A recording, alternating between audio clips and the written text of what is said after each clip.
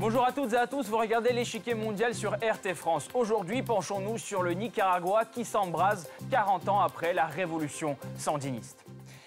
Au Nicaragua, depuis 4 mois, se succèdent manifestations populaires, réactions des autorités, condamnations internationales, expulsion des membres de l'ONU après un rapport dérangeant. À l'origine de la contestation, un projet de réforme de retraite annulé pourtant rapidement. Alors pourquoi les violences continuent-elles? Que veut dire le président Daniel Ortega quand il parle d'une déstabilisation externe de son pays? Qui seront les soutiens du Nicaragua dans cette crise? Pour répondre à ces questions, nous retrouverons en fin d'émission Pascal Drouot, président de l'association France-Amérique latine-Caraïbes. Monsieur Drouot, bonjour. Bonjour. Pensez-vous que Daniel Ortega réussira finalement à apaiser la population? Je n'en suis pas certain. Aujourd'hui, la révolte civique, citoyenne est forte, surtout chez les jeunes, parce qu'elle s'appuie sur un processus qui a démarré depuis quelques mois et qui porte bien au-delà du seul problème qui a déclenché tous ces événements sur la réforme de la sécurité sociale. Il y a donc un malaise fort qui impose tôt ou tard un dialogue. Et ce dialogue, c'est vrai que Daniel Ortega va devoir, à terme, l'engager de nouveau. Merci beaucoup. On approfondira tout à l'heure ensemble. Le 31 août, le Nicaragua expulse la mission des Nations Unies sur les droits de l'homme, 2 jours après la publication d'un rapport dénonçant un climat de peur dans le pays. L'usage disproportionné de la force se traduit parfois par des exécutions extrajudiciaires, des disparitions forcées, des détentions arbitraires généralisées, la torture et des mauvais traitements. Le texte est sans appel. Le scénario semble tourner à la catastrophe. Sans surprise, Managua considère cette version comme biaisée et écrite pour discréditer le pouvoir aux yeux de la communauté internationale. Ce rapport ne dit rien et ignore totalement les morts provoquées par les putschistes, les assassins qui sont venus détruire le calme d'un peuple. Selon la Commission interaméricaine des droits de l'homme, depuis avril 2018, au moins 322 personnes, dont 21 policiers, sont mortes dans les affrontements. Le gouvernement, lui, évoque pour l'heure un bilan de 198 victimes et souligne que plusieurs groupes sont à l'origine de ces affrontements. Des photographies montrent des manifestants lourdement armés et cagoulés dans les rues, derrière des barricades. Selon le gouvernement, ils font partie de groupes dont l'objectif est de déstabiliser le pays. Certains d'entre eux sont financés par le trafic de drogue. D'autres essaient d'obtenir des financements d'organisations étroitement liées aux États-Unis. Ils ont des fonds qui soutiennent des groupes paramilitaires et les aident à obtenir des armes. Ces armes sont utilisées contre nos policiers. Le gouvernement déplore des dégâts infligés à l'infrastructure et à l'économie du pays en général à hauteur de 125 millions de dollars. Mais comment en est-on arrivé là ? Les manifestations ont éclaté en avril avec pour objet principal de contestation un projet de réforme des retraites proposé par le gouvernement sur recommandation du FMI. Augmenter les contributions sociales des salariés et des employeurs tout en réduisant le montant des retraites afin de réduire le déficit du système de sécurité sociale. Face à la mobilisation, Daniel Ortega enterre rapidement le projet de réforme. Mais la vague protestataire ne faiblit pas et dégénère en une révolte dénonçant la corruption et le népotisme. Le Nicaragua a explosé et s'est déversé dans les rues. Nous voilà, nous, qui montrons le vrai pouvoir du peuple. Les négociations avec l'opposition n'ont pas abouti. Les manifestants réclament la démission du président à la tenue d'élections anticipées. Pour l'heure, le chef d'État refuse, invoquant la Constitution. Daniel Ortega cédera-t-il face à la vague de mécontentement populaire? Pendant sa longue carrière, il a déjà survécu à plusieurs crises politiques. Daniel Ortega est un ancien combattant de la révolution sandiniste qui, en 1979, met fin à la dictature du clan Somoza, soutenu par les États-Unis. Ortega était alors l'un des principaux stratèges du Front sandiniste de libération nationale qui prend les rênes du pays. Poursuivant une politique pro-communiste, le Front bénéficie de l'aide de l'Union soviétique et de Cuba, mais fait face à un embargo des États-Unis. Le gouvernement entreprend la nationalisation des grandes entreprises et réprime ses adversaires politiques. Beaucoup de réformes sociales sont opérées. L'éducation et la santé publique se développent, le taux d'alphabétisation atteint 88%. En 1984, le Nicaragua organise les premières élections présidentielles de l'histoire du pays. Daniel Ortega en sort victorieux avec 63% de voix. Poursuivant la politique du front, il se heurte néanmoins à un grand obstacle, les Contras.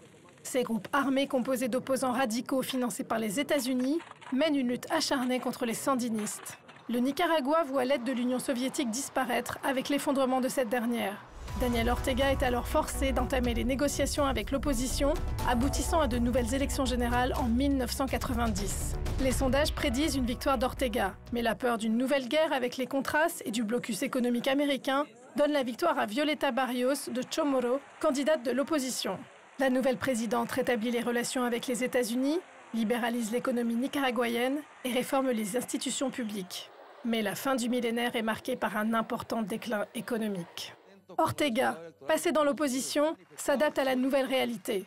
Son radicalisme laisse place à des slogans socialistes modérés. Il cherche toujours à convaincre les couches les plus pauvres, mais promet des mesures économiques conservatrices et le développement du secteur privé. En 2006, la roue tourne et il est réélu président. Les relations avec les États-Unis se détériorent alors à nouveau et le Nicaragua se tourne vers les pays socialistes d'Amérique du Sud et entame un rapprochement avec la Russie et la Chine.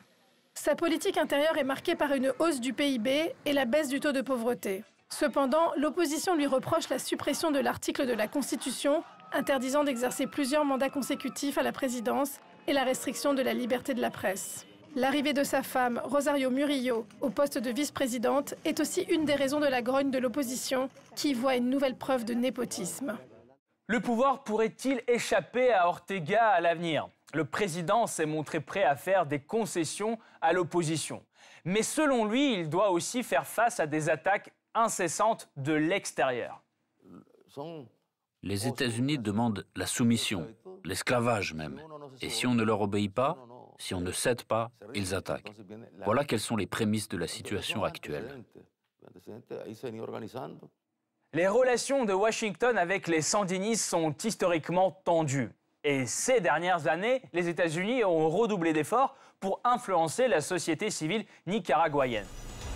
Deux organisations américaines sont actives au Nicaragua. Il s'agit en premier lieu du National Endowment for Democracy, ONG dont la quasi-totalité du budget provient des agences gouvernementales des États-Unis. Elle a déjà soutenu directement ou non l'opposition en Serbie, au Venezuela et en Ukraine. Au Nicaragua, elle a dépensé plus de 4,1 millions de dollars depuis 2014 pour renforcer la société civile et promouvoir les idées démocratiques auprès des jeunes. Mêmes objectifs pour USAID, agence publique américaine qui a alloué 5,2 millions de dollars pour la seule année 2018. Des membres d'organisations financées par ces institutions sont aujourd'hui parmi les plus éminents activistes du mouvement anti-Ortega. Parallèlement, les États-Unis renforcent la pression politique de l'extérieur. Face aux violences, ils appellent à organiser les élections anticipées au Nicaragua.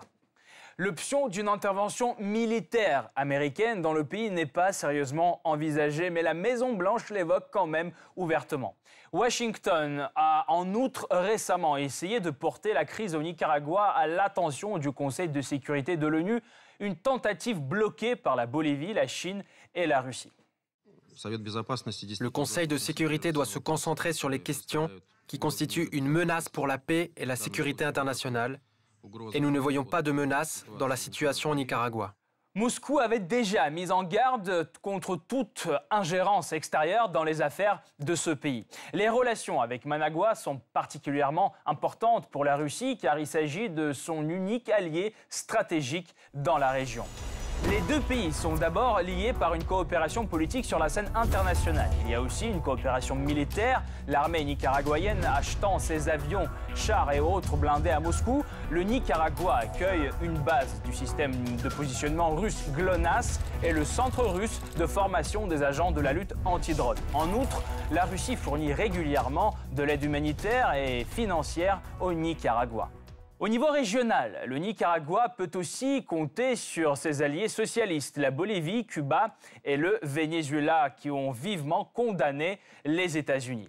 Mais cela suffira-t-il pour résister aux pressions? Pour mieux comprendre les rapports de force dans cette crise, nous rejoignons Pascal Drouot, président de l'association France-Amérique latine-Caraïbes. Monsieur Drouot, quelles sont les perspectives d'une sortie de crise alors que le pays semble être dans une impasse aujourd'hui?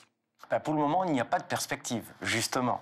Vous venez de le dire très justement, le Nicaragua traverse une crise profonde qui s'appuie d'ailleurs sur des événements qui finalement se sont enclenchés depuis le début de l'année, puisque je vous rappelle qu'en tout début d'année, les jeunes en fait ont eu le sentiment qu'il allait y avoir un contrôle des réseaux sociaux, ça a commencé à créer des tensions, et puis évidemment à la suite de l'incendie d'une réserve naturelle très importante au Nicaragua, où l'État a tardé à intervenir, se rajoutait l'annonce de la réforme de la sécurité sociale.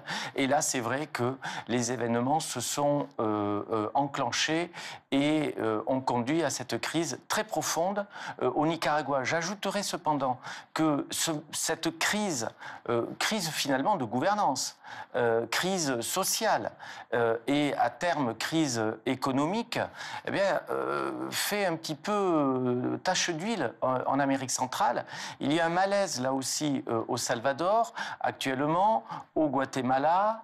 Donc c'est vrai que l'Amérique centrale traverse une période de tension politique, sociale, économique forte, mais évidemment mise en exergue par cette crise très profonde du Nicaragua. J'entends bien, mais revenons au Nicaragua. Selon Daniel Ortega, les États-Unis sont à l'origine de cette crise. Et ces accusations sont-elles justifiées, vous pensez ? La relation avec les États-Unis a été compliquée. Je vous renvoie aux années 80, à toutes ces rivalités qu'il y avait avec les États-Unis, les contrats, enfin, etc. Donc il y a un passé qui est sans doute dans la relation bilatérale un passif. Ceci étant, nous sommes en 2018. Daniel Ortega, évidemment, se sert d'une rhétorique, parce que je crois qu'on est dans une rhétorique, même si nous sommes en Amérique centrale, et l'Amérique centrale, je le rappelle, c'est le backyard, c'est l'arrière-cour de la grande puissance du Nord que sont les États-Unis. Donc forcément qu'il y a une implication, forcément il y a des intérêts, mais en 2018 et dans les années qui viennent, il y a aussi d'autres acteurs internationaux très importants qui sont présents désormais en Amérique centrale, qui travaillent avec le Nicaragua, je pense notamment à la Chine, et évidemment cette rhétorique internationale, elle sert aussi à intégrer, à insérer le problème du Nicaragua dans une réalité géopolitique beaucoup plus vaste. Justement, ces acteurs qui agissent au Nicaragua, qui soutiennent le président Ortega, la Chine, la Bolivie, la Russie et d'autres, pensez-vous qu'ils vont l'aider à surmonter cette crise ? En tout cas, il y a eu une position qui a été prise, vous venez justement de le rappeler, au Conseil de sécurité. Et en effet, des membres non permanents du Conseil de sécurité, du groupe des E10, comme on les appelle, ont en effet manifesté leur désaccord quant à la session qui s'est tenue sur le Nicaragua au Conseil de sécurité. Il est évident aussi que cette réalité au sein du Conseil de sécurité s'inscrit dans un mois qui est un mois extrêmement important, le mois de septembre 2018, l'Assemblée générale, je ne vous apprends rien, mais également ces sessions qu'il va y avoir sur l'Iran le 26. Et il est évident que pour Daniel Ortega, il est important d'insérer la crise nicaraguayenne dans cet environnement international. Ceci étant, le Nicaragua reste un problème très localisé à l'Amérique centrale, et je reste convaincu que la clé de la solution, elle se trouve en Amérique centrale avec les Centra-Américains. Merci beaucoup Pascal Drouot. Je rappelle, vous êtes président de l'association France-Amérique latine Caraïbes. Merci pour votre éclairage. Cette partie-là n'est pas encore terminée. La semaine prochaine, une nouvelle partie vous attend avec d'autres pions sur l'échiquier mondial. À bientôt sur RT France.